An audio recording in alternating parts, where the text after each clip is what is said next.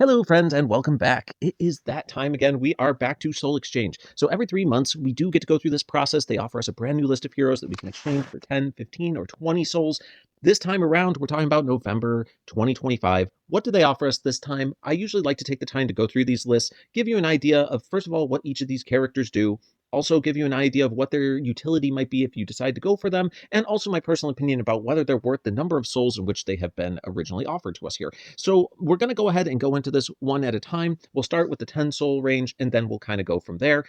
As always, I can only offer you my personal opinion, but I will give you as much insight as I can into these characters without going too in depth, because I prefer to wait until the in-game system would allow us to click on their portraits, see all their passives, discuss things that way. But I've had a few people ask if I could just go ahead and get this content out before Soul Exchange comes so that they can listen and start making up their minds ahead of time. So that's what we're going to try to do here. But it is a little bit handicapping not to be able to click on these guys and interact in the way we normally would prefer to do. So bear with me. We'll try to go through them right now for you.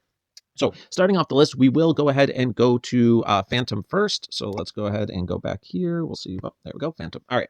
So Phantom here is going to be one of the lower end of the CP characters. We're looking at 1274 maxed out. So not necessarily a powerhouse there. However, some of the other stuff he does make him worthwhile to consider. He is a fighter class, which is nice. Gives him that chance to resurrect. He also is going to deal 405% damage to the target and nearby. So he is a hit 3 at average speed, which not exactly amazing if you consider his attack stat these days versus the defense stats that are currently going to be out there. But what's more important than the damage he does is going to be the fact that he casts his ballad skill. Now, a ballad, if you don't remember what they do, it creates a dance effect on the people hit by his attack. This dance effect is going to effectively wipe out all of their buffs, all of their debuffs, and they are not going to be able to receive new buffs or debuffs while they are dancing, and it is going to affect them in such a way as listed here, which is negative 40% mana generation, negative 40% decrease to healing received. So it is kind of a cool thing because it will get rid of a lot of effects, even undispellable effects. The dance effect just wipes everything out clean and they're just stuck dancing. So it's a very interesting thing to have in your roster if you like that sort of thing. He might be good for that reason alone. All right, but other than that, I would not say I would consider him to be a top pick at 10. I think he's probably dwarfed by some of these other options. Moving on to the next person, we've got Ogama. Okay, so this guy's an older bard. His claim to fame is the fact that he's an absolutely amazing minion controller, okay? If you're looking for someone who can just wipe enemy minions out, this is your guy. First of all, he's a bard, which will give you that bard bonus of plus 5% mana for anyone on your team who is not getting a family bonus. So you can't put people of the same family on a team with a bard and expect that bonus. That's not going to work. But if you have everyone of their own individual family, they can get that plus 5% mana, and that can be helpful. He also is going to destroy all minions at fast speed. So it's a pretty fast way to wipe out the whole board of minions. For each minion that he hits, he's going to do additional damage. So he's starting at 275% damage to all enemies. Then he's going to go ahead and increase that by 30% per minion destroyed, which is really nice. Then he also is going to, let's see, he's also going to give a stacking debuff of all enemies get negative 7% mana generation for each destroyed minion. This is very helpful too. If you're dealing with someone with a lot of minions, let's just say they even have 5 minions up. Like there's 5 of them, 5 minions up. Cast this guy, right? You're taking out 5 minions. 5 times 7 is 35. So immediately they're all getting a negative 35% mana generation debuff at that point. And it will continue to stack up to a maximum of 70% mana reduction. That's very powerful as well. So that's where this guy really shines, destroying minions. But if you look at that team power of 1128, that is no bueno for today's meta. So I would recommend not necessarily going with this guy. All right, next up, we're going over to Elaine. Elaine is probably, in my opinion, the best damager in the 10 range, okay? I understand she was a hero of the month, and some of you might say, I don't want to soul exchange a hero of the month. That's silly. Well, I'll say this to you. Look, silly as it may be, she's an effective damager, okay? Don't downplay this lady. She is going to be doing a 300% hit to all enemies at average speed, and also leaving them with a reasonable fire dot over 4 turns.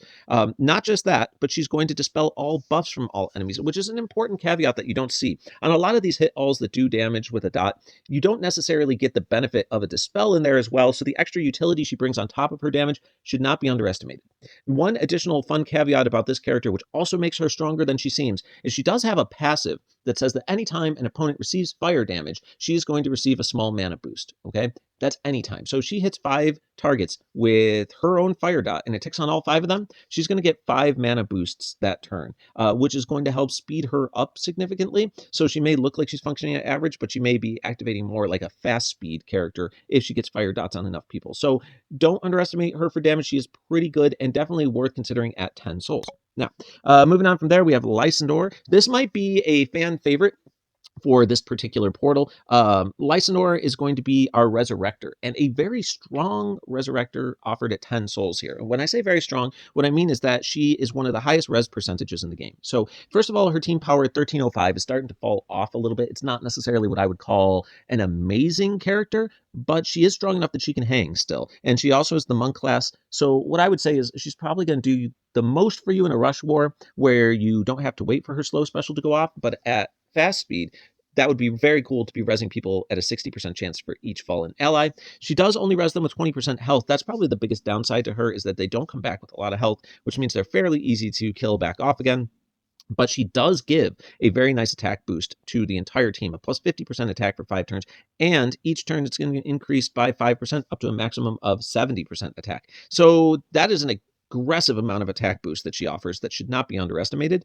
And then she also does a boosted health over time heal, and you say that might help, but it's really relatively small. We're talking about like 200-ish heal a turn. It's not probably going to make that big a difference in the long run of things, but it is nice to have that boosted health heal as well. So if you're looking for a Resurrector for your team at 10 souls, she's probably a slam dunk to consider. Even at 1305 power, I would say a lot of people love this character. So just consider that. And then last but not least, in our 10 soul category, we have Nogu.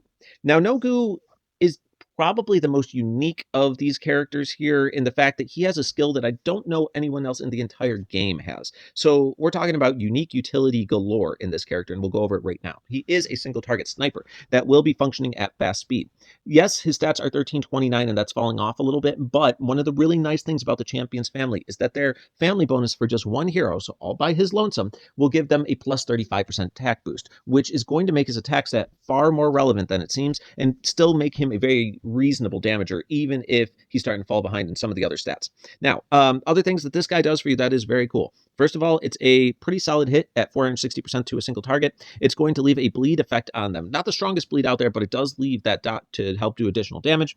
And then also, here is the unique utility part. For the next 3 turns, the target and nearby enemies convert all boosted health received to health reduction instead. So that is super cool if you are going up against a team that has a boosted health healer, right? If you use this guy before that healer goes off, instead of actually healing, they are going to lower 3 of their players' health totals, max health, instead of actually healing. And that can really flip a board if you utilize this guy correctly. So some very fun, unique utility in this guy, which makes him probably considerable, especially if you have some other champions and you want to add to that, because the family bonus is going to increase all of their attacks even more. So like you could end up getting a very viable, like sort of like off war team that you can make with a bunch of champions that are still going to hit harder than you would think. So pretty cool guy at 10 souls. I'll give him that. So we just covered all of the 10 soul category. The real question is, who do I think is the most interesting in this particular bucket? I would put the most useful here at being Elaine as a very reasonable damager with the utility of Dispel as well.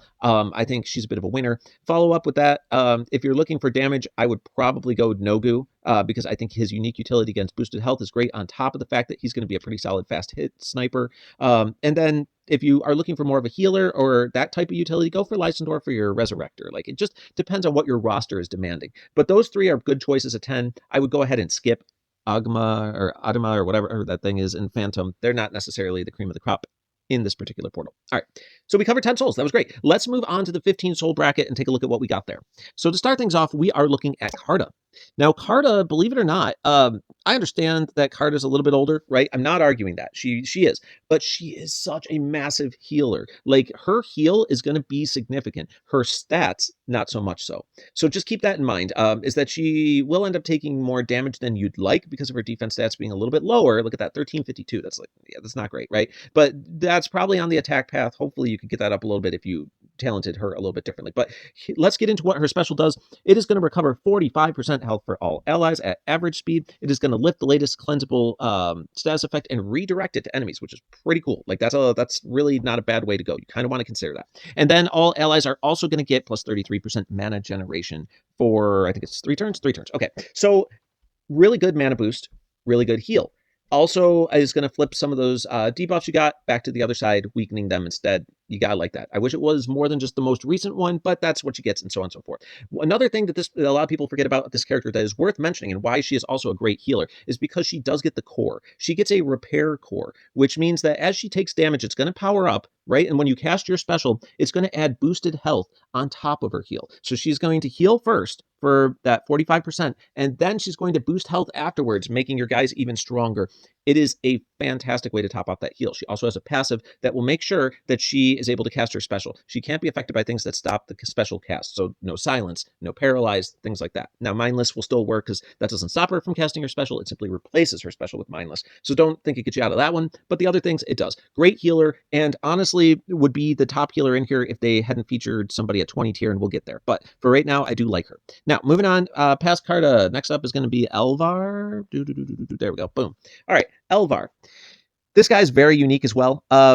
When he first came out, I really liked him. Okay, like I think he's got one of the more interesting specials that I've seen in a long time, and it's a very viable special in the fact that he's a damager, but the utility he brings is very interesting. So first of all, Yellow Sorcerer, he does get the delay. He's going to get, at average speed, the Scroll of New Beginnings. This is going to lift all cleansable status ailments from all allies and randomly distribute them on enemies. So this is what Carta did with a single debuff. He's doing it with all of them, all right? So that's really cool. I really love that. But then, he's not done. Then the duration of all status ailments is reset for all enemies. That's super powerful. If you're running a dot team, that is super powerful. Why, you ask? Well, because look, it's not just the debuffs you just threw back at them, right? Those are getting refreshed as well. So if there's only one turn left on a debuff that was on your team, it's getting refreshed on them. But also your current debuffs, the ones that you put up there as well, are also getting refreshed. So all of your dots are going to get a fresh new turn timer as well. That's great value operating at average speed. It really is. And then on top of that, he's going to do a 350% hit to all enemies. He's got a reasonable attack stat as well. So this is going to do an okay amount of damage. You're going to be happy with that as well. And then he said, you know what? I'm not done. Look what else I'm going to do. I'm going to put a debuff up there that's going to reflect all status effect buffs they cast for the next 4 turns onto us instead. So like even if they try to buff themselves, we're going to go ahead and steal those, and then we're going to use them to help control the board as well. This guy is a master of board state, all right? He's removing your debuffs. He's making sure if they buff after that you're getting them instead. He is flipping the board state left and right. He is just an absolute G for that. So don't underestimate the value that Elvar brings. Very interesting character and very underrated. I don't see a lot of people play him. I think he could be better than people think. All right, moving on. We've got Sparklight. Sparklight, there we go, boom. Okay, so Sparklight is going to be one of the first Astral Elves that was ever released. Him and Starwalker. And Starwalker was actually featured in the last Soul Exchange. Sparklight, I think, is a little bit better. I told people that Starwalker was not going to be worth it. Sparklight, I don't know. He might have a case for himself, and I'll explain why. First of all, 1, he is a fighter, so you have that chance for Resurrect, right? His stats are falling off a little bit, but he also has the passive where 20% of the damage he receives is shared by the entire party. So you don't get out of that 20% damage. It's still redistributed to your party, but it's not all directly on him, which will increase his individual survivability a bit, but can be rough if you have another character at low health, like a fighter who just resurrected at 1 health. Well, they can hit the Astral Elf. It's going to kill your fighter too. So like, just understand there is some downsides to that as well. Now, what he does down in his special that makes him still somewhat relevant is a harder hit than Starwalker. So he is never going to miss his targets. Then he's going to hit for 430% damage on the target and nearby enemies, which is still a decent hit, honestly. And then the target nearby enemies will receive burn damage, and a part of that burn damage, 45% of that burn damage, is going to be returned to your entire team as health. So it's not a huge amount of healing, but it's a tiny amount of extra healing that he's offering to everyone, which is nice. And then also he is going to do the same thing that we saw with the last guy. The target and nearby enemies reflect status effect buffs onto a random character on the opposing team for 4 turns. Now he doesn't hit the entire team with this effect. It's only target and nearby, but it is still useful, right? It is still a cool ability. So I think given all the utility this guy has, if you're looking for a red damager, he's not a terrible choice. He honestly isn't. Okay, so that's Sparklight. Then after Sparklight, we've got Satori. Satori is another champion rocking this portal. I mean, they took him away. That portal is now gone, so we're not seeing Legends portal anymore. But they're at least able to pick him up in Soul Exchange if you want to collect a few more of them before they kind of go into Oblivion. Satori is going to be very interesting because he is a hit all, a 315% hit all at average, not the strongest hit. But here's where it gets interesting. If the target that he's hitting can cleanse or dispel, instead of doing 315% damage, or he's doing 630. He's literally doubling down on targets that dispel or cleanse. That's a huge hit. 630% damage will still be a huge hit, even if his attack stat's a little bit lower. Don't forget he's champion family, so he's going to get that bonus of a natural plus 35% attack that's inherited to him just because he is of the champion family. So it's going to allow that 630% hit to really smack hard. But it does require that target to be a dispeller or a cleanser. Then also he's going to cast this really cool protection ability for himself and nearby allies, where they have, I think it's that 55% chance to drop all received damage down to 1 for 3 turns or something like that. I can't see it. I couldn't get a better picture of this guy. But regardless, that is very cool. A 55% chance means over 50% of the time he's reducing that damage down to 1 for a couple turns. You have no idea how much that can save you in certain situations. So using this guy is not a bad idea. I understand his stats are falling off, but he's a lot better than people think. So cool guy, Satori. I'm not sure I'd recommend him as the choice at 15, but he's still not terrible. Then last but not least, we get Daroga. All right. So what do we say about Daroga at 15? This guy is something else. If you're looking for help on your Titan team, okay, this might be the very best Titan hero in the entire Soul Exchange. And you might look at him and not necessarily see it, but I will explain why. First of all, 1, he is a monk, so he's going to help resist some things, which is cool for combat. You can't go wrong with that. 2, he's operating at fast speed, so this guy's going to be a pretty solid hitter. His hit is pretty dang strong at 535 at fast speed, and then he leaves an absolutely massive poison, or no, it's not poison, bleed effect on the target. So it's going to be 1746 bleed over 3 turns. So that's nearing almost 600 damage a turn. I don't want to do the math exactly there, but close, like over 550 a turn. Let's put it that way. This effect will also spread to nearby enemies. So he's going to leave that huge dot tick on others as well.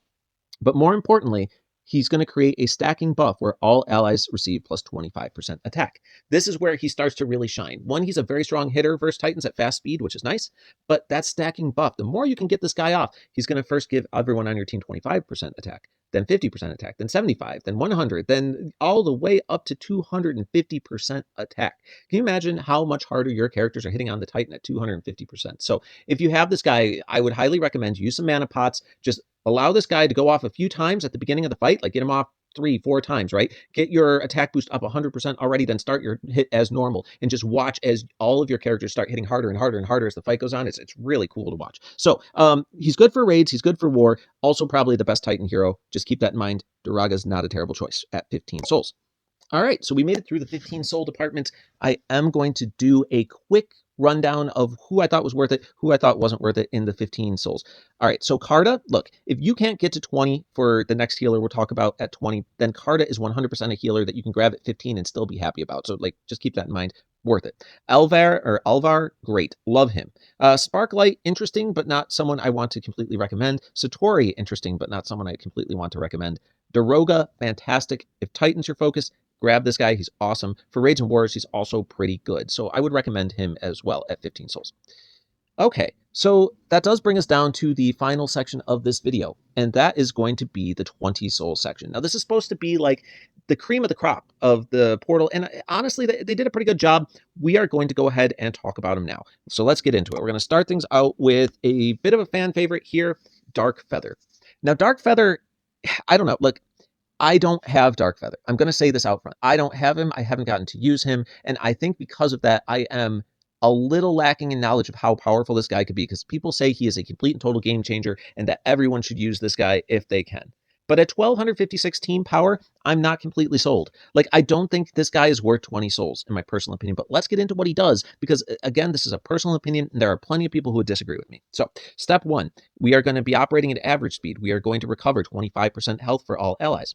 Then we are going to be doing a growth effect. All allies get plus 180 attack and 180 defense. Then also, all allies have a 50% chance to deal 270% damage to a random enemy after a subsequent ally's special skill is cast for 3 turns. So that last part of the special is interesting, but not that important, right? It's a little extra damage that can come into play, which is fun, but that's not where it's at. All right. The fact is, this guy is like a backup healer, because I don't think he's strong enough to be your main team's healer, but he's a backup healer that does a growth effect, which is super important. Growth of 180 attack and defense is going to start making your team incredibly difficult to deal with if this guy goes off a couple times. And also, why he's popular on Titans as well is he's going to really increase the strength of all your characters to handle Titan hits as well. So that's where it's at. This guy is a backup healer, growth effect, and because of that, he is just such a popular character overall. But he can't be my choice in the 20 tier. I just think it's too rich for his blood. All right, next up we have Lemonwood. Oh man, Lemonwood used to be so strong, right? He used to be so strong. But now his team power is 1345, and he is about 300 points behind the current release curve. This has unfortunately humbled him a lot, because he was very reliant on his damage to get the full effect of his power out. So now, whereas he's still a very good mana control character, he doesn't function in quite the same way, where he is absolutely devastating, can machine gun down an entire team. But let's get into what he actually does. So operating at fast speed, he is going to say the special skill never misses its targets. It's going to deal 380% damage to the target, reduce the mana of the target by 20%. If the target has more than 30% mana after mana reduction, this special skill repeats, targeting a random enemy. The damage is reduced on each consecutive hit. So if your opposing team is mostly all manned up, but not quite had a chance to cast their special yet, he is absolutely going to hit each one, reduce their mana by 20. And as long as they still have 30% or more mana, he's firing again and firing again and firing again until he hits a target that has less than 30% mana after his 20% reduction goes into play. So how many hits this guy does is very random and dependent, but on offense, you can choose to cast him at a time where your opponents have a significant amount of mana. And if you do, he is going to go ahead and absolutely rock through their mana and really reduce their chance to do anything. So on offense, as a offensive piece for mana control, he might still be worth 20 souls, but it's a lot of investment for a character who's kind of falling off a little bit in the stats department. But I won't say he's bad. I'm just not going to say 20 souls is the right place for him to be right now. All right, next up, we are going to go ahead. Oh, wait, I don't think I followed the right order. Next up was Daemon. My apologies. Let's go ahead and save mana for when he's on the list. There we go, Daemon. Next up is Daemon. All right, so this guy is probably going to get a gold star for something in here. Is that I think he is the best counter hero. He is a skeleton key for how you disable your opponent's plan. All right, and I will explain what I mean by that. But this guy will absolutely help you if you are looking for a hero that helps disrupt some incredible powerhouses that you don't know how to deal with in your roster. Look to this guy. So let's start it off. He is a fighter class, so he does have the chance to resurrect. He'll be at 1362 power, which is not exactly killing it, but listen, it's fine. Some of these are older heroes. The reason that it's not quite as big a deal for him is he operates at very fast speed. Casting Blood Petals, he says he is going to dispel all buffs from the target. So first of all, he's Priority Dispeller. Still only one hit, but Priority Dispeller. Blocks talent skill activation from the target for 3 turns. So no talent skill activation. Shut it down for 3 turns. He's going to deal 485% damage to the target, which is a pretty solid hit, honestly. Like, don't downplay that, because he's got a great attack stat there still. And then the target cannot cast any new status effect on enemies or allies for 3 turns. Now, that is very cool, right? Because 1, he's going to stop them from casting specials. 2, if for whatever reason they're able to dispel maybe that effect off, they still won't be able to cast any new status ailments on allies or enemies for 3 turns. He really has a double protection against locking down a special off a particular character that he hits. This is where he's really useful, right? So we're talking about shutting down things like Sludges. Or, sorry, that wasn't exactly where I was going. Shutting things down like Bernadette, or shutting down things like, I guess you could do Sludges, or you could do Fergus, or you could do all of these characters can effectively be slowed down by this guy. And that's very important, because that probably gives you the amount of time necessary to kill them instead of letting them get their special off. How many times have you fought a fight where you're going up against Fergus and you almost got him dead, right? And then Fergus goes off. You're like, next turn I would have killed him. but he reduces everyone's mana, and then he hides behind that Mega Minion, and you just don't quite get him. That's where this guy shines. That's this guy's job. His job is to just shut that nonsense down. Same thing with Bernadette and her stupid little paintings. Fine. Knock her out with this guy. Finish her off before she has a chance to cast her special. So this guy is your skeleton key. He gets a gold star for that reason, and probably why he's at 20 souls and most likely worth the 20 souls. Okay, I had a lot to say about that guy, but he is one of my favorites, so that is part of the reason why I had to go into that deep of a thing for him. Okay, next up, let's go to Heferes? Yeah, we'll just, sure. If I slaughtered that name, so be it. This right here is hands down going to be the strongest CP person in the portal, and it's because it is a costume. The only costume offered to us in this particular portal, right? So, yes, clearly if you're just a CP person, grab this person. But I will say this. This is a fantastic healer. We're going to get into it, but this is a fantastic healer and has the stats to be on anyone's defensive team for war. Like literally anyone. You could be top 100 guild. You could use this person as your defensive healer and still get away with it. They have the right stats to be able to do so. Also an absolutely massive heal coming from this one, so let's get into it now. All right, first of all, we're going to be talking about a pretty good class here. This is Monk. I don't know if this is actually her costume. I think this might be her base. I should have paid attention to what class her costume is. Sorry about that, guys. I didn't get that. But anyway, regardless, you have at least a Monk base option. And then we are going to be doing a 54% heal for all allies. And then all allies are going to get plus defense against nature in a strong amount, but it's only nature. That being said, it's only nature. But more importantly, after that, it's also going to give all enemies negative 45% accuracy for 4 turns. So not only is she going to basically do a full heal on everyone, she is going to then make it so that they have only a 45% accuracy for the next 4 turns, reducing the amount of damage coming in as well. So it's going to be much harder to get kills in for them because they're going to be missing, at almost 50%. Now, also, she has some cool passives, and because of her Dune's costume bonus, she has a 100% chance to make sure they go off. So I know she's going to give everyone at least an additional plus 10% boosted health that comes from her passive as well. So, just understand that, this is an absolutely massive heal bomb coming out of this person operating at average speed. So we're not even talking about a slow healer here. She is going to be able to help you clear things like Mega Fiends and so on and so forth. Maybe not entirely by herself with one heal, but close, right? She's going to get so gosh darn close because a lot of these Mega Fiends will clear at 70% healing. She does 54 plus 10% from her passive. That's 64%. If you have talents on her that increases the amount of healing that she does by 2% or whatever the case may be, you might even get to that 70% margin to full clear Mega Fiends. So she is pretty darn good. Her stats are absolutely out of this world at almost 1600 still. So again, if you're looking for true value, she is the premier healer in here. If you are looking for a healer and you have 20 souls, you are doing yourself a disservice not taking her. I think she's just clearly ahead of the other options because of the fact that she's at nearly 1600 power. So great choice. I highly recommend considering her if you have the 20 souls and you are hoping for a healer. And then I do believe we are on the last one, which is going to be, this hurts. Mena. Oh, Mena. Mena is one of my personal favorites. I want to say this. Mena is awesome. All right, the fluffy gargoyles are so cool. I love soft skin. I always wanted a fluffy gargoyle. I really did. I never pulled one. That's just the way this game goes. Sometimes it doesn't happen. But Mena is an absolute headache to go up against. And we'll go into why right now. So operating at fast speed, Mena is going to deal 350% damage to the target and minor damage to nearby enemies. At the end of each turn, the caster and nearby allies are going to shoot a fluff volley at a random enemy for 3 turns.